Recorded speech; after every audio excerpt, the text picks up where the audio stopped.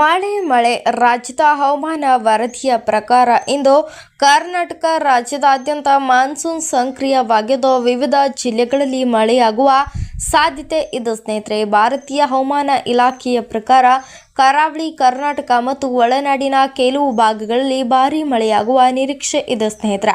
ಹಾಗೆ ಮಲೆನಾಡಿನ ಶಿವಮೊಗ್ಗ, ಚಿಕ್ಕಮಗಳೂರು, ಕೊಡಗು ಮತ್ತು ಹಾಸನ ಜಿಲ್ಲೆಯಲ್ಲಿಯೂ ಸಹ ಗುಡುಗು ಸಹಿತ ಮಳೆಯಾಗುವ ನಿರೀಕ್ಷೆ ಇದೆ ಸ್ನೇಹಿತರೆ. ರಾಜಧಾನಿ ಬೆಂಗಳೂರಿನಲ್ಲಿ ಮೋಡ ಕವಿದ ವಾತಾವರಣ ಮುಂದುವರಿಯಲಿದ್ದು ಸಂಜೆ ಅಥವಾ ರಾತ್ರಿಯ ವೇಳೆಯಲ್ಲಿ ಸಾಧಾರಣದಿಂದ ಮಧ್ಯಮ ಪ್ರಮಾಣದ ಮಳೆಯಾಗುವ ಸಾಧ್ಯತೆ ಇದೆ ಸ್ನೇಹಿತರೆ. ಬೆಂಗಳೂರು ನಗರ ಹಾಗೂ ಸುತ್ತಮುತ್ತಲಿನ ಪ್ರದೇಶಗಳಲ್ಲಿ ತಾಪಮಾನದಲ್ಲಿ ಸ್ವಲ್ಪ ಇಳಿಕೆ ಕಂಡುಬರುವ ನಿರೀಕ್ಷೆ ಇದೆ ಸ್ನೇಹಿತರೆ. ಉತ್ತರ ಒಳನಾಡಿನ ಬೆಳಗಾವಿ, ಧಾರವಾಡ, ಗದಗ, ಹಾವೇರಿ, ವಿಜಯಪುರ ಹಾಗೂ ಕಲಬುರಗಿ ಜಿಲ್ಲೆಗಳಲ್ಲಿಯೂ ಸಹ ಚದುರಿದಂತೆ ಮಳೆಯಾಗುವ ಸಾಧ್ಯತೆ ಇದು. ಹಲವೆಡೆ ಗುಡುಗು ಮಿಂಚಿನೊಂದಿಗೆ ಮಳೆಯಾಗಬಹುದು ಸ್ನೇಹಿತರೆ. ರೈತರು ಬೆಳೆ ನಿರ್ವಹಣಾ ಕಾರ್ಯಗಳನ್ನು ಹವಾಮಾನ ಮುನ್ಸೂಚನೆ ಗಮನದಲ್ಲಿ ಇಟ್ಟುಕೊಂಡು ಕೈಗೊಳ್ಳುವಂತೆ ಇಲಾಖೆ ಸಲಹೆ ನೀಡಲಾಗಿದೆ ಸ್ನೇಹಿತರೆ. ರಾಜ್ಯದ ಬಹುತೇಕ ಭಾಗಗಳಲ್ಲಿ ಗರಿಷ್ಠ ತಾಪಮಾನ ಸಾಮಾನ್ಯ ಮಟ್ಟದಲ್ಲೇ ಮುಂದುವರಿಯಲಿದ್ದು ಮಳೆಯ ಪರಿಣಾಮ ಕೆಲವು ಪ್ರದೇಶಗಳಲ್ಲಿ ತಾಪಮಾನದಲ್ಲಿ ಇಳಿಕೆ ದಾಖಲಾಗುವ ಸಾಧ್ಯತೆ ಇದೆ ಸ್ನೇಹಿತರೆ. ಹವಾಮಾನ ಇಲಾಖೆ ನೀಡಿರುವ ಮುನ್ಸೂಚನೆಯಂತೆ ಮುಂದಿನ ಕೆಲವು ದಿನಗಳ ಕಾಲ ರಾಜ್ಯದಲ್ಲಿ ಮಳೆ ಚಟುವಟಿಕೆ ಮುಂದುವರಿಯುವ ಸಾಧ್ಯತೆ ಇದು.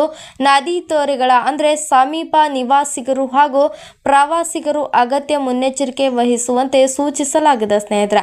ಕರಾವಳಿ ಜಿಲ್ಲೆಗಳಲ್ಲಿ ಭಾರೀ ಮಳೆ. ದಕ್ಷಿಣ ಕನ್ನಡ, ಉಡುಪಿ, ಉತ್ತರ ಕನ್ನಡ ಸೇರಿದಂತೆ ಕರಾವಳಿ ಜಿಲ್ಲೆಗಳಲ್ಲಿ ಭಾರೀ ಮಳೆಯಾಗುವ ಸಾಧ್ಯತೆ ಇದೆ ಸ್ನೇಹಿತರೆ. ಈ ಪ್ರದೇಶಗಳಲ್ಲಿ ಹಲವು ಕಡೆಗಳಲ್ಲಿ ಭಾರೀ ಮಳೆಯಿಂದಾಗಿ ನೀರು ಸೇರಿಕೊಳ್ಳುವ ಮತ್ತು ಸಂಚಾರ ವ್ಯವಸ್ಥೆಯಲ್ಲಿ ಅಡಚಣೆಯಾಗುವ ಸಾಧ್ಯತೆ ಇರುವುದರಿಂದ ಅಧಿಕಾರಿಗಳು ಈ ಪ್ರವಾಹ ಪೀಡಿತ ಮತ್ತು ತಗ್ಗು ಪ್ರದೇಶಗಳ ಜನರು ಎಚ್ಚರಿಕೆಯಿಂದ ಇರುವಂತೆ ಸೂಚನೆಯನ್ನು ನೀಡಲಾಗಿದೆ ಸ್ನೇಹಿತರೆ.